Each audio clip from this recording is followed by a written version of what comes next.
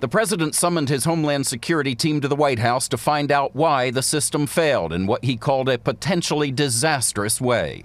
The U.S. government had sufficient information to have uncovered this plot and potentially disrupt the Christmas Day attack.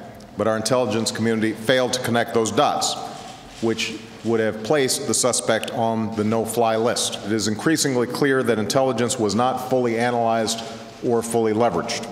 That's not acceptable, and I will not tolerate it. In fact, White House officials today said the president still has full confidence in the two officials generally considered most vulnerable.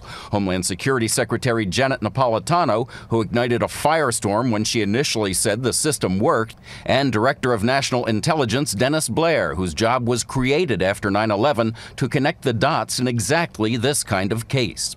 The president reiterated steps he's already ordered, such as enhanced screening and more bomb-sniffing dogs, but said additional security measures will be announced after the security review is complete. I want specific recommendations for corrective actions to fix what went wrong. I want those reforms implemented immediately so that this doesn't happen again. The sources say the president was even stronger in his criticism during the meeting. At one point he said, quote, "This was a screw-up that could have been disastrous. We dodged a bullet, but just barely." Katie? And Chip, as we mentioned, the president said, make no mistake, we will close Guantanamo prison. Why is he so resolute about that?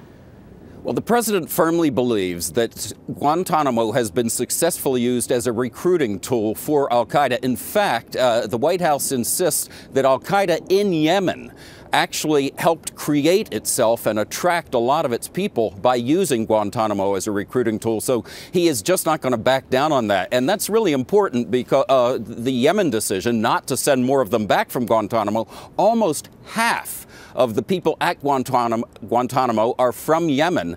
So this is really going to slow down the process of closing that prison, Katie. All right, Chip Reid at the White House tonight. Thanks, Chip.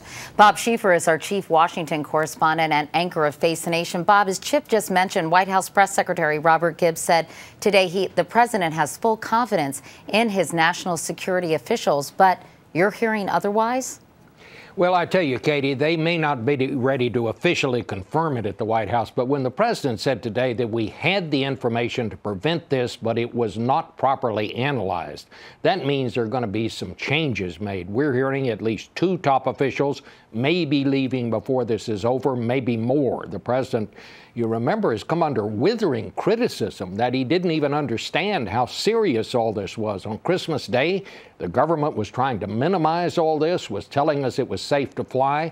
Today, you saw the president come full circle, said he got lucky, we got lucky on this one, and that he not only wasn't afraid to show his anger, he seemed to want people to see it today, Katie. I think, Katie, there is a major shakeup coming. All right. Bob Schieffer in Washington. Bob, thanks very much.